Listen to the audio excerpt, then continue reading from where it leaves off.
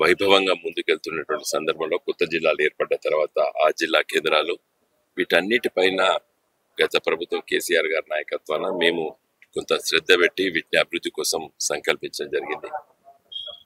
గ్రామీణ ప్రాంతాలతో పాటు కరీంనగర్ నగరాన్ని ఒక సుందర నగరంగా తీర్చిదిద్దాలని చెప్పి ఆలోచన చేసి స్మార్ట్ సిటీ జాబితాలో చేర్చిన తర్వాత 1,000 కోట్ల రూపాయలు 500 కోట్లు కేంద్ర ప్రభుత్వము 500 కోట్లు రాష్ట్ర ప్రభుత్వం నిధులు కలిపి ఈ నగరాన్ని తీర్చిదిద్దాలని చెప్పి ముందుకెళ్తున్నటువంటి సందర్భంలో దాదాపు 670 కోట్ల పనులు ఇప్పుడు అయినాయని మొన్న మేయర్ గారు 750 అంటే 750 కోట్ల రూపాయల పనులు అయినాయి. ఇంకా 250 కోట్ల పనులు కావాల్సి ఉంది. ఇంకా దానికి సమయం పడుతుంది. 1 సంవత్సరం 2 సంవత్సరాలు పడుతుండొచ్చు.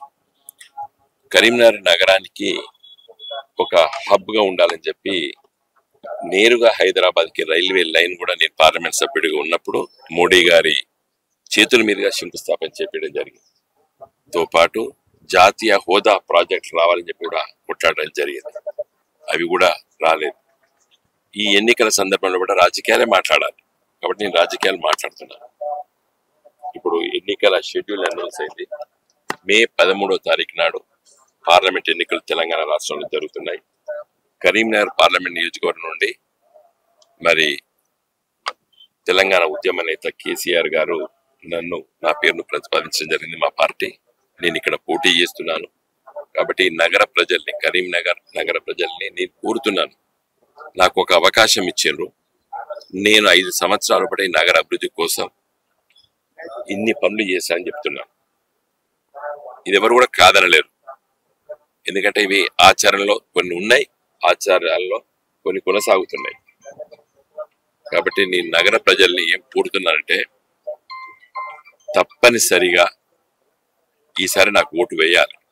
ఎందుకంటే మీరు 2014లో 2018లో 2019లో 2023లో బండి సంజయ్ గారికి ఓటు వేశారు. కొంతమంది, అందరు కాదు, వేశారు. శాసనసభ్యుడిగా పోటీ చేస్తే ఓటేశారు, పార్లమెంట్ సభ్యుడిగా పోటీ చేస్తే ఓటేశారు. 2019లో గెలిపించారు మీరు. ఈసారి నేను కోరుతున్నాను, దయచేసి కరీంనగర్ నగర ప్రజలారా ఈసారి నాకు ఓటు వేయండి. 10 సంవత్సరాలు మోడీ గారు ప్రధానమంత్రి, నేను 5 సంవత్సరాలు ఎంపీ, బండి సంజయ్ గారు 5 సంవత్సరాలు ఎంపీ. నేను చేసినటువంటి కార్యక్రమాలు నేను చెప్పినాను.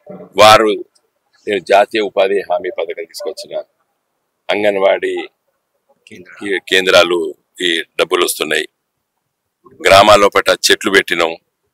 ఇవి ప్రతి గ్రామంలో పోస్టర్ తీసుకొని చెప్తున్నాడు. అవి బండి సంజయ్ గారు పుట్టినప్పటి నుంచే ఉన్నటువంటి పథకాలు. ఏది అంగన్వాడీ పిల్లలకి పౌష్టికాహారం ఇచ్చేది. జాతీయ ఉపాధి హామీ పథకం 20 ఏళ్ళ నుంచి వస్తున్నది, 100 రోజుల పని దినాలు.